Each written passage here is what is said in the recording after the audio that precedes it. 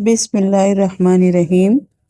یاسمین مجاہد کی کتاب سات کے خالی پن کا مداوع، پارٹ نمبر 57۔ نئے دور کا مذہب۔ لیکن نئے دور کا مذہب اتنا زوردار نہیں ہے۔ یہ آپ کو حکم دیتا ہے کہ اپنی ذات، اپنی ہوا کی پرستش کریں۔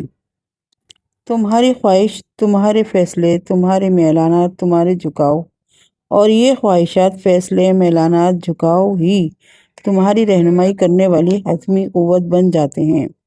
اخلاقیات کا بلند معیار نہیں، خدا نہیں، کوئی صحیفہ نہیں، ہوا ہی الہ بن جاتی ہے۔ یہی وہ چیز ہے جس کے بارے میں اللہ سبحانہ تعالیٰ قرآن میں بات کرتا ہے۔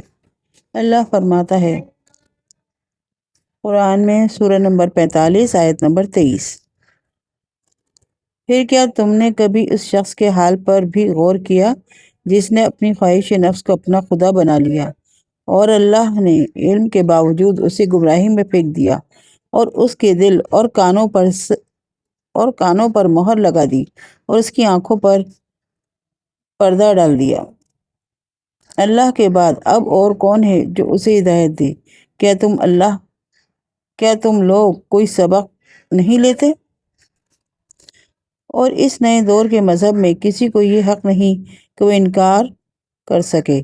دیکھیے، اسلام ہمیں سکھاتا ہے کہ دین اور زندگی گزارنے کے طور پر کوئی زور زبردستی نہیں۔ قرآن میں ہمیں سورہ نمبر 2 اور آیت نمبر 256 میں بتایا گیا ہے کہ کہیں تمہارے لیے تمہارا دین اور میرے لیے میرا دین۔ قرآن میں ایک اور جگہ ہے، آیت نمبر 6 اور سورہ نمبر 109۔ لیکن اس نئے دور کے مذہب میں یہ نہیں ہوتا۔ اس میں کوئی آزادی نہیں، اس میں کوئی رواداری نہیں۔ یہاں آپ مجبور محض ہیں۔ آپ کو لازماً ایمان لانا ہے، آپ کو لازماً اتفاق کرنا ہے، اور اگر آپ ایسا نہیں کرتے تو آپ کو ہر ممکنہ طریقے سے نشانہ بنایا جائے گا۔ رائے عامہ کی عدالت میں آپ کی نوکری کی جگہ پر اور آپ کے ساکھ کے حوالے سے جب تک آپ تعمیل نہ کریں آپ کو اس نئے دور کے مذہب کے اعتقادات کو قبول کرنے پر مجبور کیا جائے گا، حتیٰ کہ آپ کو یہ حق بھی نہیں دیا جائے گا کہ آپ اپنے بچوں کو کچھ مختلف سکھا سکیں۔ نئے دور کے اس مذہب کے داعی یعنی مبلغ بچوں کے اسکول پہنچ جائیں گے، نصاب میں تبدیلی لائیں گے اور انہیں صرف اس عقیدے پر ایمان لانے پر مجبور کریں گے جس کی اجازت ہے، اور وہ یہ کام کنڈر گارٹن کی سطح پر ہی سے شروع کر دیتے ہیں کہ انہیں زبردستی اپنا عقیدہ قبول کروا لیں۔ اس کے علاوہ کچھ برداشت نہیں کیا جائے گا، اور پھر میڈیا اس تبلیغ مشن کا مرکز بن جائے گا۔ نیٹ فلکس پر نئے زمانے کا دعویٰ آپ کے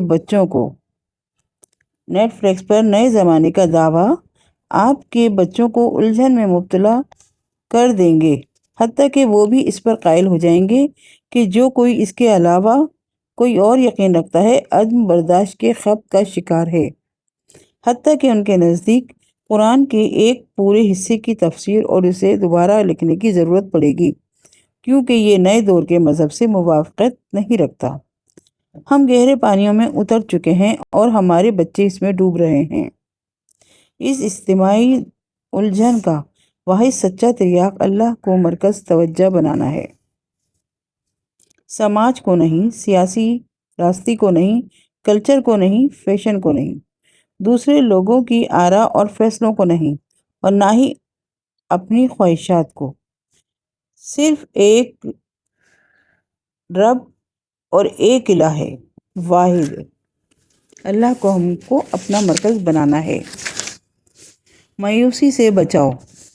اللہ کو اپنا مرکز بنانا ہمیں نہ صرف گہری الجھنوں سے محفوظ کر سکتا ہے بلکہ اس کے ساتھ ساتھ ہمیں مایوسی سے بھی بچا سکتا ہے۔ زندگی میں درپیش کسی بھی مشکل پر ہم جو رد عمل ظاہر کرتے ہیں ان میں سے مہلک ترین اللہ کے بارے میں بدترین گمان پیدا کر لینا ہے۔ اس بات پر یقین کرنا کہ اللہ آپ سے نفرت کرتا ہے یا اس نے آپ کو اس مشکل میں اس لیے گرفتار کیا کہ وہ آپ سے ناراض ہے۔ یہ خیال آپ کے قلب کو زہر آلود کر دے گا اور آپ کی قوت چھین لے گا۔ لیکن اس معاملے کا کیا کریں گے جہاں کسی نے واقعتاً کوئی غلطی کی ہوگی؟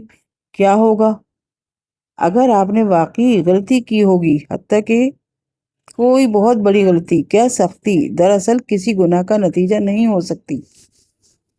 جواب ہاں ہے۔ بعض اوقات ہم اپنے کیے کاموں کی وجہ سے مشکلات کا سامنا کرتے ہیں، لیکن اس صورت میں بھی یہ ایک رحمت ہے۔ محبت کرنے والے والدین کی مثال لیں۔ کیا ہوتا ہے جب ان کا پیارا بچہ کوئی غلطی کرتا ہے، کچھ ایسا جو خود اس کے لیے نقصان دہ ہو؟ پیار کرنے والے والدین کیا کرتے ہیں؟ اچھا، اگر وہ والدین اپنے بچوں کی حقیقی بہبود کی پرواہ نہ کرتے ہوں تو ہو سکتا ہے کہ ایسے والدین بالکل ہی کوئی قدم نہ اٹھائیں، لیکن اگر والدین واقعی اپنے بچے سے پیار کرتے ہیں تو وہ کچھ ایسا کریں گے جو اس بچے کے لیے نتائج کا حامل ہو۔ لیکن اس نتیجے کا مقصد کیا ہوگا؟ کیا والدین اپنے بچے کے لیے یہ سب کھیکراس اس لیے اٹھا رہے ہیں کہ وہ بچے کو نقصان پہنچانا چاہتے ہیں، یا وہ بچے سے نفرت کرتے ہیں، یا والدین شفقت کے سبب یہ کر رہے ہیں؟ اسے سکھانے اور اس کی پرورش کرنے کے لیے پیار کرنے والے والدین بچے کو اس نتائج تک پہنچا دیتے ہیں، وہ در حقیقت اس کو مستقبل میں زیادہ شدید نتائج سے محفوظ بنانے کے لیے کرتے ہیں۔